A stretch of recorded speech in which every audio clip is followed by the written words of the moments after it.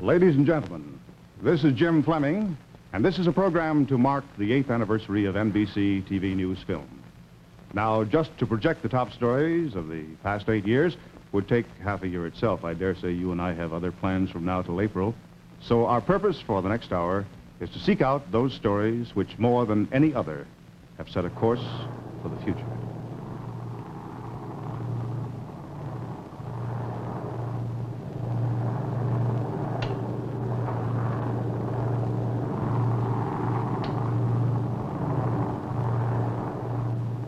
This is a B-29 taking off from a Pacific island on a mission to Hiroshima in Japan early in August 1945. The cargo is an atomic bomb.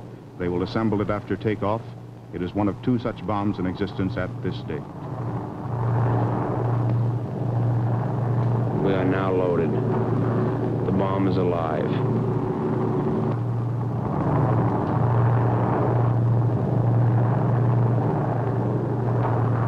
We start to climb to our final altitude at 740. Won't be long now.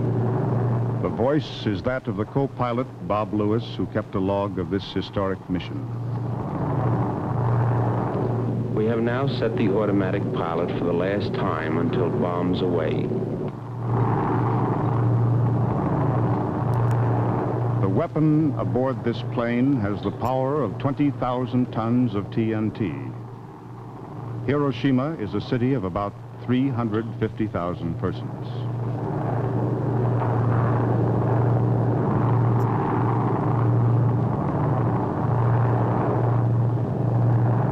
Hiroshima, our primary target, is clear. We are now ready for the final bomb run. It is 8:50, not long now. The man who had to make this decision was the President of the United States.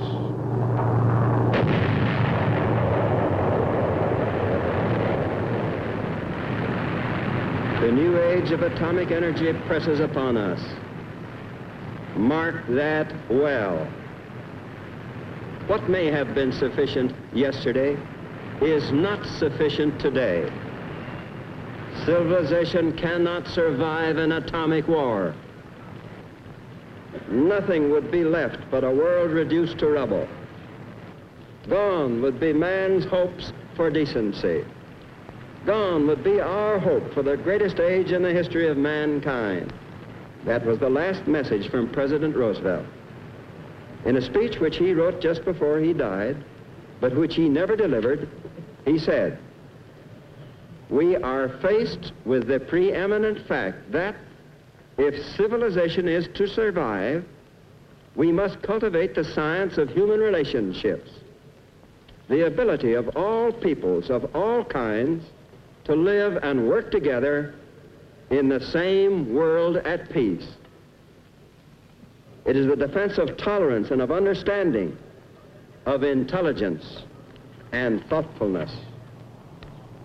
When we have learned these things, we shall be able to prove that Hiroshima was not the end of civilization, but the beginning of a new and better world. We can and we must make the atomic age an age of peace for the glory of God and the welfare of mankind." Japan surrendered, and the greatest war in the history of mankind ended in victory for the United States and her allies. I think I know the American soldier and sailor. He does not want gratitude or sympathy. He had a job to do. He did not like it, but he did it. And how he did it. Now he wants to come back home and start again the life he loves. A life of peace and quiet. The life of the civilian. The thoughts and hopes of all America, indeed of all the civilized world, are centered tonight on the battleship Missouri. There, on that small piece of American soil, anchored in Tokyo Harbor, the Japanese have just officially laid down their arms. The terms and conditions upon which surrender of the Japanese imperial forces is here to be given and accepted are contained in the instrument of surrender now before you. As Supreme Commander for the Allied Powers, I announce it my firm purpose, in the tradition of the countries I represent, to proceed in the discharge of my responsibilities with justice and tolerance, while taking all necessary dispositions to ensure that the terms of surrender are fully, promptly, and faithfully complied with. I now invite the representatives of the Emperor of Japan and the Japanese government and the Japanese Imperial General Headquarters to sign the instrument of surrender at the places indicated.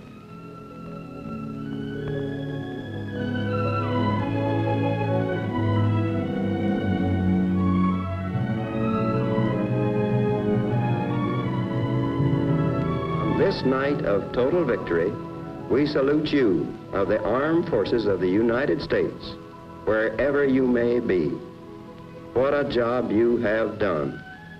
We are all waiting for the day when you will be home with us again. Good luck, and God bless you.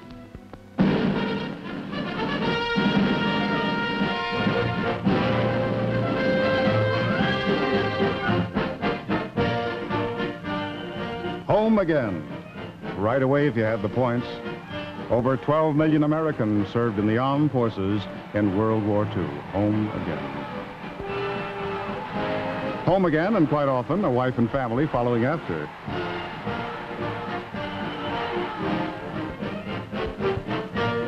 War brides from overseas.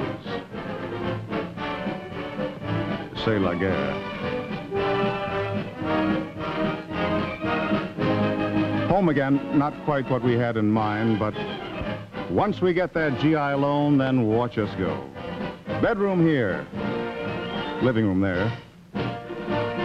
No fireplace, we'll put that in later. Everything automatic except the mortgage.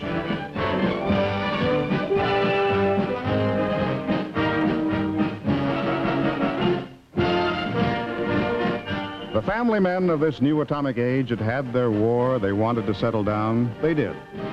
The large families of grandfather's day became fashionable again.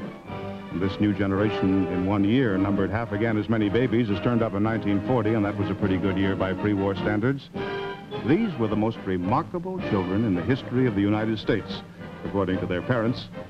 Stronger, healthier, more intelligent. Well, you can see for yourself.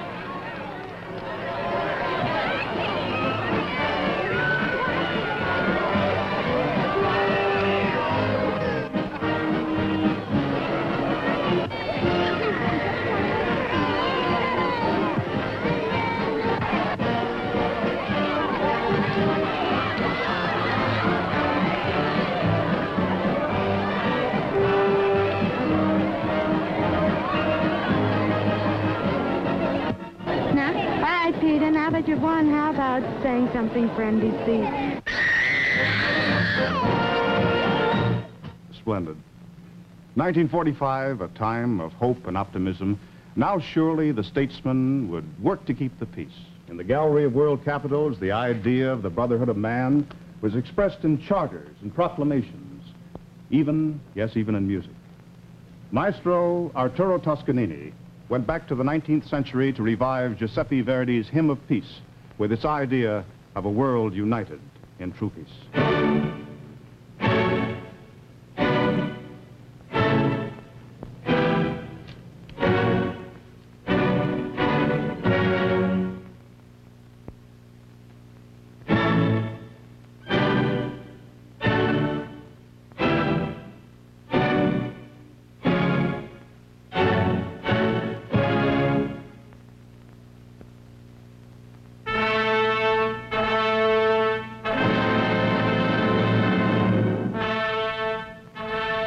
idealism expressed by Verdi in the 19th century and many men of goodwill in the 20th was not always reflected in the reality that was the United Nations.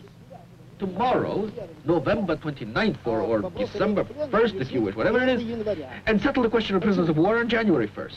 Why not? Why not? Really, why not? I just don't understand. No real arguments have been set forth here. We have been charged, we've been accused of coming here and dictating or inflicting things upon us. We don't dictate anything. We modestly set forth our suggestions, doing our best to be logical. We all hear a good deal of unhappy murmuring about the United Nations.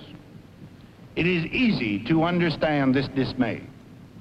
None of us is above irritation and frustration over the seemingly vain and tedious processes of political discourse, particularly in times of great crisis.